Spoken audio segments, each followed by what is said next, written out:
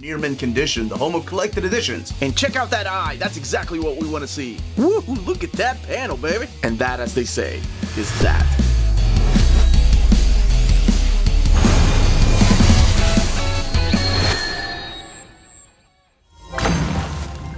Hello, all you minties. Welcome to Near Mint Condition, a channel where you can be part of a positive, honest community and lay claim to some comic book knowledge.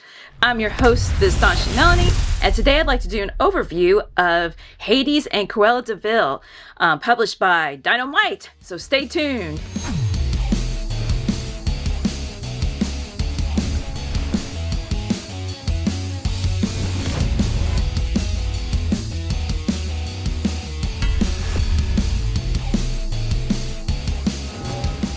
Welcome back. Thank you to Dynamite for sending us these review copies of their latest entries in the Disney Villains saga, the line. Beforehand we had Maleficent, but now we have Hades, Cruella De Vil, and Scars coming out. Now, there's two options. You have this in, I'd say, digest form, that it's smaller than a trade, as you can see with this Darkwing Duck. Or you could get the hardcover version, which is the same trim size. So the artwork's going to be the same in here, but it's got this nice hardcover to it that I really like the binding. Here, let me show you the Hades one as well. That it's like, it reminds me, whoop, there they go.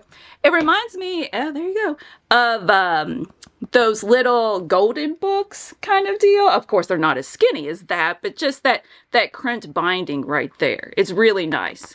All right, so let's jump into the books. I'm going to start with Hades. Here are the two books side by side, and you can see that the hardcover is slightly bigger due to the binding, the cover itself, right? But again, the artwork is the same size in both the digest and the hardcover. So, cracking this open, I just want to quickly mention that I picked these up in single issues. The covers caught my attention in the comic book store. I love it when a cover catches my attention, and that's what made me pick them up in single issues. So I'll show a little bit more of those later. But this is it 5 or is it 6 issues? Five issues, written by Elliot Callan and drawn by Alessandro Rinaldi. You can see the rest of the staff, the crew that worked on it as well. You don't say staff, do you? The creators here as well, with some special thanks. Now, Elliot actually contributed to Mystery Science Theater 3000, The Daily Show, comics like Spider-Man and X-Men. So you can expect a sense of humor woven into the story, which would be appropriate, right, for Hades here.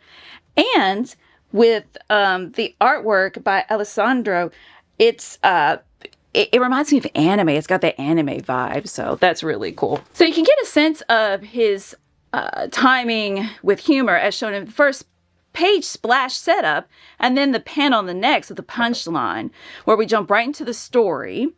And it's the problem that Hades is not invited to the gods' brunch, so he calls up the fates to find out how to get revenge.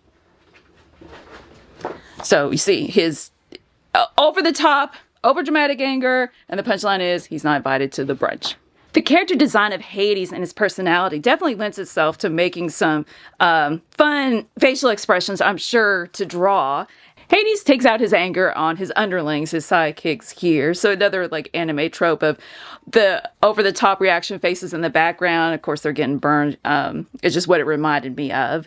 And the fate suggests that Hades steals the golden fleece of Colchis in order to reshape reality. So he tries to recruit Medusa to help. She refuses, but she'll play a role later. I like Medusa's character. Instead, he recruits Arachne, who is a girl turned into a spider, and he says that he'll turn her back into a human. The team he assembles is made of Greek mythology characters such as Orpheus, who is this brooding emo dude that sings all the time and is in love with every woman kind of deal. So that plays a bit throughout. And the personality of Icarus, whose wax wings melted when he flew too close to the sun, embraces the 80s action hero vibe and just the way he talks as well. That's fun to read. Here's an example of that goofy humor I was talking about, where I can hear it in James Wood's voice, as the voice actor for Hades, him saying it. She says, "And hey, at least I'm getting out of bed." And he says, "Super, your enthusiasm is only making me more enthusiastic about something I was already enthusiastic about. Let's pick up the rest of the team." James Wood would definitely do a better job at delivering that line. An adversary shows up that will play a part in this quest for the Golden Fleece, and that is Jason, who uses the word bro in every speech bubble. Jason and the Argonauts, they're his bros. And he can't turn down a challenge, so he accepts the quest from his uncle to retrieve the Golden Fleece, the uncle just wanted him out of the place so he wouldn't smash it up. And so they're both going after it. Issues 2 through 5, I'm just going to say in general, without any spoilers, that they go on a journey to take possession of the fleece, and it's got Disney goofy moments such as the giving the Minotaur cookie,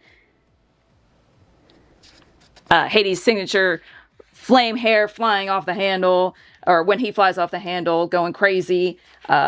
One of the Fates calling out the other two for rhyming all the time, like, stop rhyming. So this, I'm not quite sure why it's rated teen.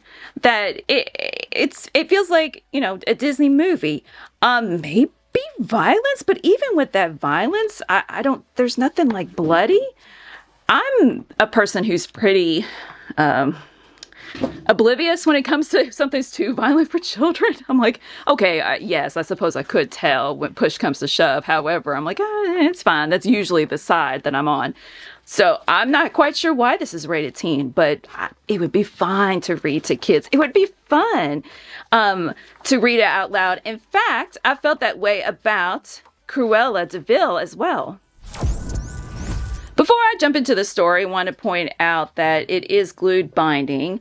And yeah, I like how this feels, this hardcover. It's glossy paper, and oh, I'm a sucker for red, black, and white. I love that color scheme. Oh, I apologize. I did not mention the page count. I'm not as organized as my husband. So before we talk about the story, 132 pages for Cruella De Vil, and it's issues 1 through 5 that's collected, and 136 for Hades.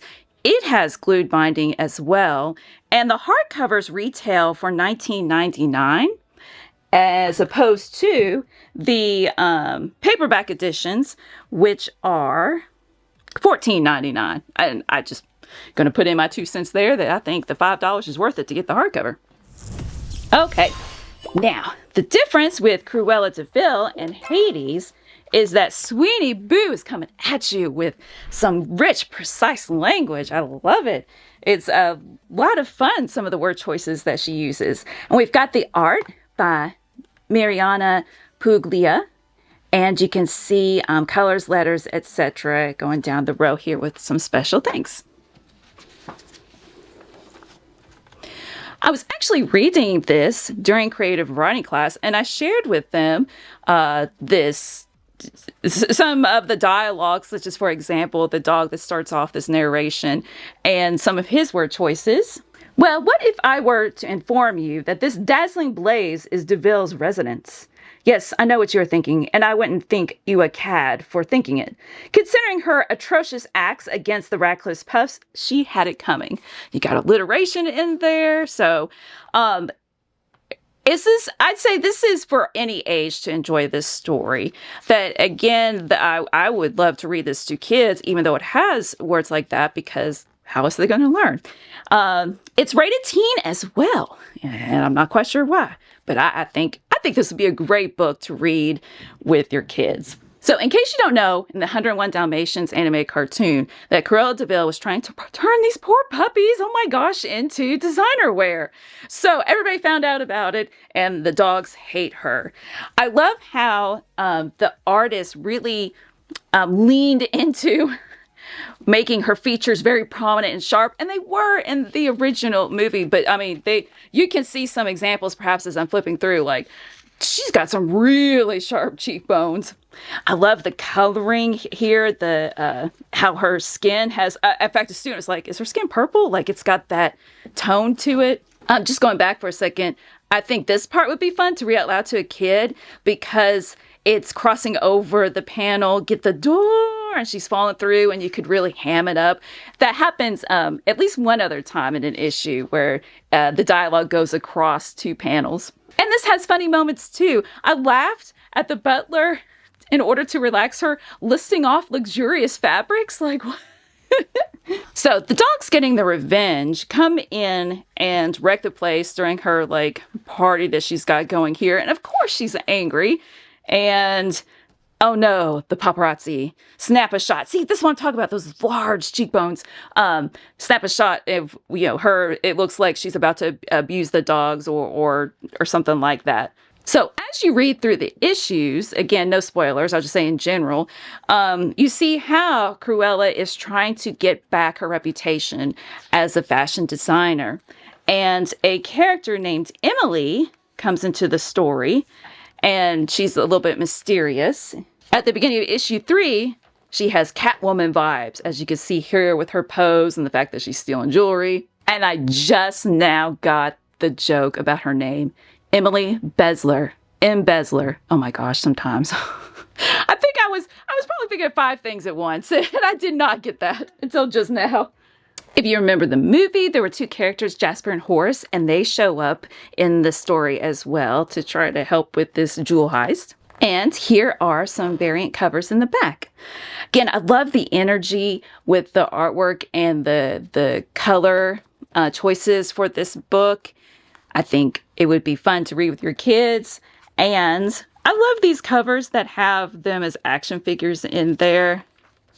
And I just find it really fascinating to see all the different artists and their takes on the same character across the covers. And as I mentioned earlier, Maleficent is also an option in the Disney Villains line. And that, as they say, is that.